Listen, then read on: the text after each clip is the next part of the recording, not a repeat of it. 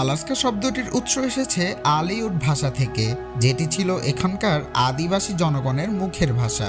আলিয়াস্কা শব্দের মানে মহাদেশের বিশাল ভূমি বা বৃহৎ ভূমির দিক। একসময় রাশিয়ার অধীনে ছিল এই আলাস্কা, কিন্তু 1867 সালে মাত্র $72 লাখ আমেরিকা কিনে নেয় এই আলাস্কাকে, যা অনেকের কাছে ছিল একটা ভুল সিদ্ধান্ত। কিন্তু আজ আলাস্কা প্রমাণ করেছে প্রকৃতির রাজ্যে সবচেয়ে দামি জিনিস গাঢ় নীরবতায় লুকিয়ে থাকে। আলাস্কার আয়তন প্রায় 17 লাখ বর্গ কিলোমিটার, মানে এই আলাস্কা বাংলাদেশের চেয়ে প্রায় 11 গুণ বড়। কিন্তু মজার বিষয় হলো এই বিশাল জায়গায় লোক সংখ্যা মাত্র 7,30,000-এর মতো। ভূগোলের বইতে চোখ রাখলে দেখবেন আলাস্কা উত্তর আমেরিকার একেবারে পশ্চিম উত্তরে অবস্থিত।